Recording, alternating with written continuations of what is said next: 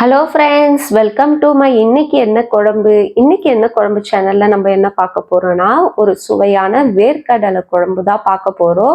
இது ரொம்ப ஹெல்த்தியாகவும் இருக்கும், ரொம்ப நல்லாவும் இருக்கும். வாங்க இது எப்படி செய்யறதுன்னு பார்க்கலாம். அதுக்கு முன்னாடி நம்மளுடைய இன்னும் மற்ற சேனலுடைய வீடியோ லிங்க்கும் நான் கீழே டிஸ்கிரிப்ஷன்ல கொடுக்குறேன், மறக்காம செக் பண்ணி பாருங்க.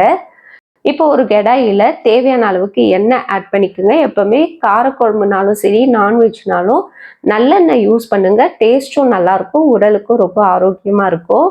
இப்போ ஒரு கடாயில் தேவையான அளவுக்கு எண்ணெய் சேர்த்துக்கிட்டு அது கூடவே ஒரு 1/4 டீஸ்பூன் அளவுக்கு கடுகு ஆட் பண்ணிக்கோங்க. ஒரு 1/2 டீஸ்பூன் அளவுக்கு கடலைப்பருப்பு சேர்த்துக்கிட்டு 1/4 டீஸ்பூன் அளவுக்கு வெந்தயம் ஆட் பண்ணிக்கோங்க. நான் வந்து கட்டி பெருங்காயம் ஆட் பண்ணுவேன். நீங்கள் பவுடர் பெருங்காயம் இருந்தாலும் நீங்கள் ஆட் பண்ணிக்கோங்க. ஒரு 1/2 டீஸ்பூன் அளவுக்கு ஆட் பண்ணிக்கோங்க. அது கூடவே கொஞ்சமாக கருவேப்பிலையும் சேர்த்துக்கிட்டு ஒரு 15 சின்ன வெங்காயத்தை நம்ம இதில் ஆட் பண்ணிக்கலாம். சின்ன வெங்காயம் வந்து நான் கட் பண்ணாமல் ஆட் பண்ணியிருக்கேன். உங்களுக்கு விருப்பம் இருந்தால் நீங்கள் கட் பண்ணி கூட சேர்த்துக்கோங்க. இது கூடவே ஒரு 2 காஞ்ச மிளகாவை நம்ம வந்து கிள்ளி இதில் ஆட் பண்ணிக்கலாம். இப்போ இதை நல்லா மிக்ஸ் பண்ணி விட்டுருவோம். வெங்காயம் ஓரளவுக்கு வதங்கி வந்த பிறகு ஒரு தக்காளியை இதில் ஆட் பண்ணிக்கலாம்.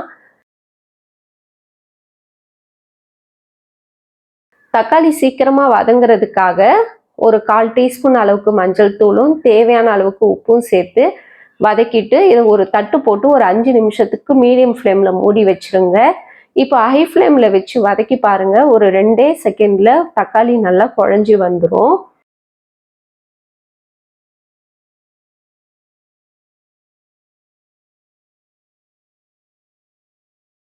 இப்போ நான் இன்னைக்கு வேக வச்ச வேர்க்கடலை ஆட் பண்ணியிருக்கேன். இது வந்து ஒரு 1 மணி நேரம் நல்லா ஊற வச்சுட்டு இதை வந்து வேக வச்சிருக்கேன். வேக வச்சுட்டு இப்போ தண்ணி இல்லாமல் இந்த வேர்க்கடலை இப்போ இதில் ஆட் பண்ணிக்கலாம்.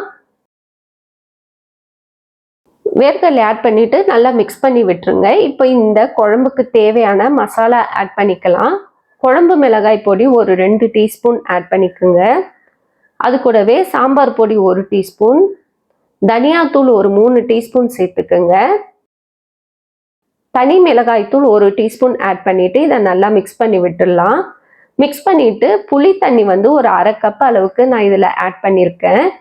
இது நல்லா கொதி வந்த பிறகு நம்ம வந்து இந்த குழம்புக்கு தேவையான அளவு தண்ணி ஆட் பண்ணிக்கலாம்.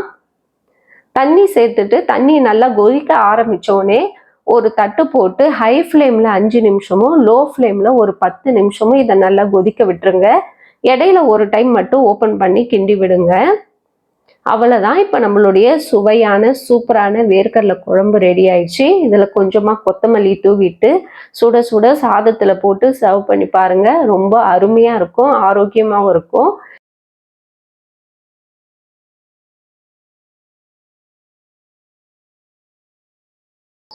இந்த மாதிரி நிறைய குழம்பு ரெசிபிஸ் நம்ம சேனல்ல ஆல்ரெடி அப்லோட் பண்ணியிருக்கேன். நீங்கள் அதையும் பார்க்கலனாலும் மறக்காமல் செக் பண்ணி பாருங்கள். இந்த வீடியோ உங்களுக்கு பிடிச்சிருந்தா லைக் பண்ணுங்க, ஷேர் பண்ணுங்க, சப்ஸ்கிரைப் பண்ணுங்க. இன்னொரு வீடியோவில் உங்களை சந்திக்கிறேன். பாய் பாய் ஃப்ரெண்ட்ஸ்.